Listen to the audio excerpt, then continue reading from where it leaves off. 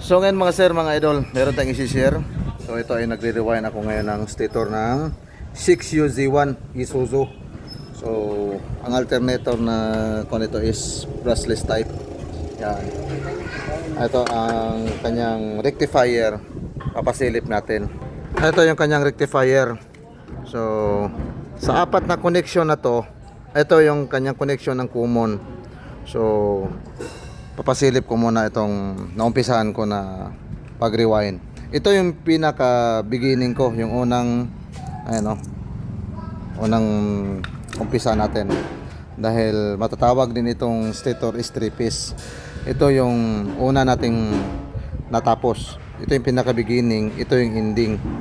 So sa pangalawang umpisa natin, so nagbilang lang ako ng 1, 2, 3, yan. Dahil dito, ito ang pinagbasihan ko. Dikit sila. Yan o. Yan. So, 1, 2, 3. Ito yung connection ng stator. Ito ang connection ng common or neutral ng stator.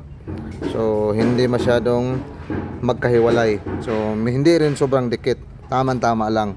Kaya ang kwintada natin dito, 1, 2, 3. Ito yung beginning niya.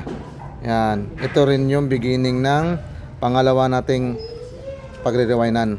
Yan. So, yung ending nito, preparation to common ito.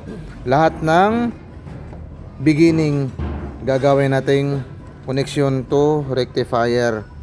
Yan, sa diode niya. 1, 2, 3. Yan. So, ito, mag-uumpisa ako rito sa pangalawa. Yan o. At ito, natapos natin mag-rewind sa pangalawa. Ito yung beginning kanina nang nagbilang tayo ng 3. Ito yung tinuro natin. Ito ay ending niya. Yan. So, 1, yan, 2, 3. So, yan ang binilang natin kanina. Yan. So, ito yung kanyang ending. So, yan. Mapapansin natin is mahaba din yung ending natin. So, ngayon mag-umpisa naman ako.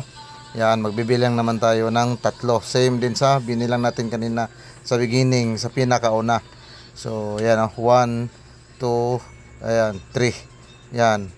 Yan, dito ako mag-umpisa naman. Yan, tinuro natin. Ipapasilip ko lang yung inumpisahan ko. Yan. Ito yung third begin ng piece C. Yan, so, nagbilang tayo ng 3.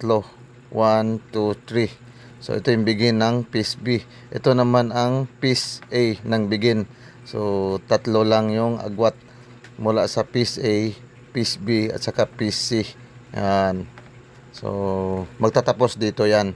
Ito yung kanyang ending ng piece C. At ito, papakita din natin yung mahaba na wire. So, ibig sabihin, ito yung gagawin natin na common or neutral. At ito, natapos na natin mag-rewind. So, papakita natin kung paano mag-connection. So, yan o. Silipin natin yung rectifier. Ito yung connection niya. Piece A, yan. Piece B dito. Yung piece C dito. Yan. At ito naman tayo, meron tayong tinira na end. So mahaba ito na wire. So tatlong mahaba, tatlong maiksi. Yung tatlong mahaba is going to common or neutral. Ito na connection. Dito yan i-connection. So ito, meron tayong hinawakan ngayon ng bago. Wala kasi nakatatak yun na N. Ito, may nakatatak na N. So dito ang connection yan.